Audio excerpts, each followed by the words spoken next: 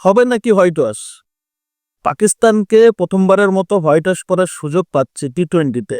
আমরা এর আগে ওয়ানডেতে হোয়াইট ওয়াশ করছি 2015 সালে, বাট টি-20-তে পাকিস্তানকে হোয়াইট ওয়াশ করার একটা চমৎকার সুযোগ, এবং সেই সুযোগের সামনে বাংলাদেশ। অসম্ভব বলে কিছুই নাই। আমরা দুইটা ম্যাচ যেভাবে পাকিস্তানকে নাকানি চুবানি চোখের জলে নাকের জলে পড়ছি, তো এই ম্যাচটাতে পাকিস্তানকে হারাইতেই পারি, এটা বাস্তবই করতে পারে। দেখেন, প্রথম দুটা ম্যাচ আমরা যেভাবে পাকিস্তানের ব্যাটিং লাইন আপকে পঙ্গু করে দিছি, এই জিনিসটা কিন্তু বাংলাদেশের বোলিং লাইনের এই যে একটা ক্ষুরদার যে নেতৃত্ব, এটাতেই আসলে বইছে। বিশেষ করে বোলিং এ আমাদের শেখ মেহেদী, শরীফুল দুর্দান্ত বল করছে। At the same time Tanzim Hasan Sakib অসাধারণ বল করছে, পাকিস্তানের কোনো ব্যাটসম্যানই দাঁড়াতে পারে নাই। সো দুটা ম্যাচ কিন্তু অলরেডি আমরা জিতে গেছি, ভালো মার্জিনে জিতে গেছি। আজকে হচ্ছে পাকিস্তানকে হোয়াইট ওয়াশ করার মিশন। বাংলাদেশ সময় সন্ধ্যা 6টা বাজে ম্যাচ। আজকের ম্যাচটাতে যদি আমি একটু চিন্তা করি, তো পাকিস্তান যেহেতু দুটা ম্যাচ হেরে গেছে, তারা চাইবে ফাইনাল ম্যাচটা আজকে জিততে। ফাইনাল বলতে শেষ ম্যাচটা জিততে পাকিস্তান চাইবে অন্তত সম্মান নিয়ে যাওয়ার জন্য। দেখেন, মিরপুর পিচ নিয়ে অনেক কথাবার্তা হচ্ছে, এটা হবে, এটা অনেক আগে থেকে চলে আসতেছে। প্রত্যেকটা দেশই তাদের হোম কন্ডিশন কাজে লাগায়, বাংলাদেশও লাগাচ্ছে, এটা কোনো আপত্তির কিছু দেখি না। তবে এই জিনিসটা আসলে স্ট্যান্ডার্ডটা বাংলাদেশের ক্রিকেটাররা কিন্তু বাইরের দেশে যে আসলে ভালো করতে পারে না। মিরপুরে ভালো করতে পারে কিন্তু বাইরে ভালো করতে পারে না, কারণ এই কম্বিনেশনটা বা এই যে কন্ডিশনটা বাংলাদেশের পরিচিত। অনেকে বলতে পারেন, ভাই মিরপুরে পিচে যদি বাংলাদেশ পারে তাহলে পাকিস্তান কেন পারে না? এট দ্য সেম টাইম এই বাংলাদেশ কেন বাইরের দেশে যেয়ে পারে?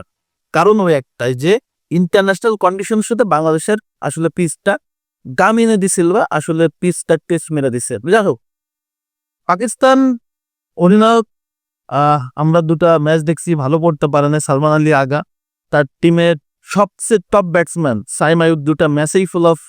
একটা ম্যাচে রান আউট আর একটা ম্যাচে ক্যাচ আউট, কোনোভাবে রান পাচ্ছে না। ফাকরুজ্জামান একটা ম্যাচ রান পাইছে আর একটা ম্যাচ রান পায় নাই। ওভারঅল পাকিস্তানের top order batting line up কেউই রান পাচ্ছে না। এটার মূল কারণ হচ্ছে বাংলাদেশের টপ নচ বোলিং এর এগনেস্টে। আমরা বাংলাদেশকেও খুব একটা ভালো বলবো না যে বাংলাদেশের সবাই সফল। বলাররা ছাড়া ব্যাটসম্যান বলার দিক থেকে যদি বলি, তাহলে এক ম্যাচে আমরা দেখছি জাকের আলী অনেক ম্যাচ জিতাইছে, আর এক ম্যাচে তহিদ হৃদয় এবং পারভেজ ইমন। তো কেউ না কেউ হাল ধরতেছে। তো এই পিচে আসলে সবাইকে ভালো খেলতে হবে। পাকিস্তানকে হারাইতে গেলে প্রত্যেকটা ডিপার্টমেন্টে ভালো করতে হবে। আজকে কিন্তু শেষ ম্যাচ, এবং এই ম্যাচটা পাকিস্তান কোনোভাবে চাইবে না হারার জন্য। পাকিস্তানের একাদশ পরিবর্তন হয় কিনা সেটা আসলে এই মুহূর্তে বলা মুশকিল। তবে পাকিস্তানের যে তরুণ টিম, এই টিমটা আসলে একদমই ইমব্যালেন্স, কোনো ব্যালেন্সই নাই। হাসান নওয়াজ 2025 সালে 5টা ডাক মারছে। এইসব ব্যাটসম্যান দলে আসলে কিভাবে খেলে জানি না। পিএসএল ভালো করলো, বাবর আজম, রেজওয়ান ছাড়া পাকিস্তান টিম কল্পনাও করা যায় না। যতই তারা আসলে টেস্ট মেজাজে টি-20 খেলুক না কেন, পাকিস্তান টিমে বাবর আজম, রিজওয়ান, শাহিন নাসিম ছাড়া আসলে চলে না। তো যাই হোক, পাকিস্তানের কথা বাদ দিয়ে আমাদের বাংলাদেশে আজকে টপ অর্ডারে বিশেষ করে পারভেজ ইমন, লিটন কুমার দাস, তার রান করতে হবে। বসের দুইটা ম্যাচে কিন্তু রান পায় না, সো রান করতে হবে। জাকের আলী অনেক আমাদের মিডল অর্ডারের একটা স্তম্ভর নাম, তাকেও আসলে রান করতে হবে। তহিদ হৃদয়রা আছে, আর বোলারদের কথা কি বলবো, বোলাররা দুর্দান্ত করতেছে। সো একটা চমৎকার সুযোগ বাংলাদেশের সামনে পাকিস্তানকে হোয়াইট ওয়াশ করার, এবং সেই হোয়াইট ওয়াশটা করে আমরা এই যে বাংলাদেশের যে ট্র্যাজেডিটা ঘটে গেল, ট্র্যাজেডির এই যে যারা আসলে শহীদ হয়েছে তাদেরকেই আসলে উৎসর্গ করবো এই total white ওয়াশটা। So go Bangladesh, best of luck Bangladesh. পাকিস্তানকে হোয়াইট ওয়াশ করে দাও এবং সুন্দর একটা ম্যাচ আমাদের উপহার দাও।